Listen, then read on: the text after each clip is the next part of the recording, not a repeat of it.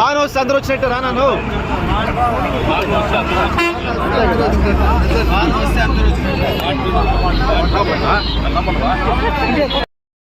అందరికీ నమస్కారం. ఈరోజు పలమనేరు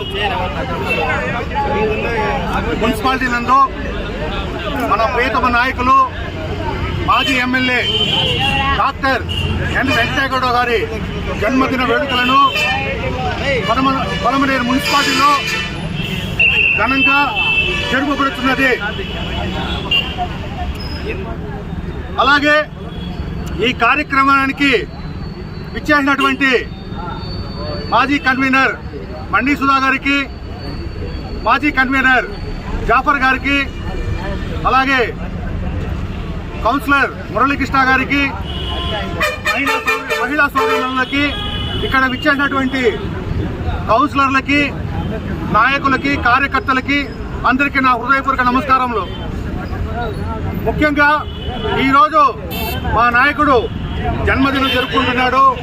ఆయనకి భగవంతుడు ఆయుర ఆరోగ్యాలు ప్రసాదించాలని, ఆయన నిండు నూరేళ్లు సంతోషంగా ఇటువంటి కార్యక్రమాలను ఇంకా జరుపుకోవాలని, ఈ పలమనేరు నియోజకవర్గానికి ఇంకా సేవ చేయాలని ఆయనకి దేవుడు ఆ అవకాశం కల్పిస్తాడని నేను మనస్ఫూర్తిగా కోరుకుంటున్నాను.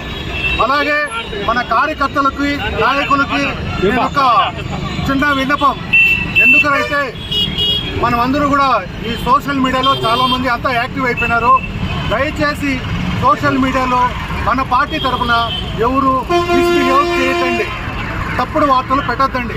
ఎందుకు రా చెప్తా ఉన్నానంటే మనల్ని నమ్ముకొని మన భార్య పిల్లలు ఉన్నారు, మన కుటుంబం ఉంది.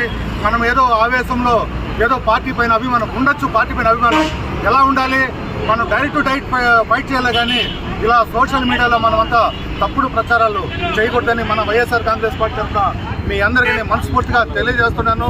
అలాగే వాళ్ళకు కూడా చెప్తున్న తెలుగుదేశం కార్యకర్తలు కూడా మీరు కూడా దయచేసి తప్పుడు, నిన్న కూడా భారతమ్మ మీద కూడా తప్పుడు పోస్ట్ పెట్టారు.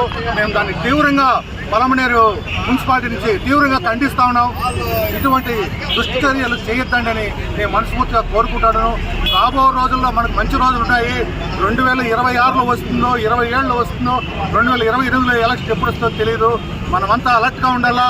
మీకు అందరికీ తెలుసు, నిన్న కూడా నీలం సాహ్ని గారు మున్సిపల్ ఎలక్షన్ త్వరలో వస్తుంది, మీరంతా అలర్ట్గా ఉండని చెప్పారు. మీరందరూ వార్డుల్లోకి వెళ్ళండి, వార్డుల్లో ప్రతి ఇంటికి గడపకి వెళ్ళండి. వాళ్ళు చేస్తున్న ఎలక్షన్ టైంలో వాళ్ళు ఏమేమి వాగ్దానాలు ఇచ్చారో అది చేయలేదని ప్రతి గడపకు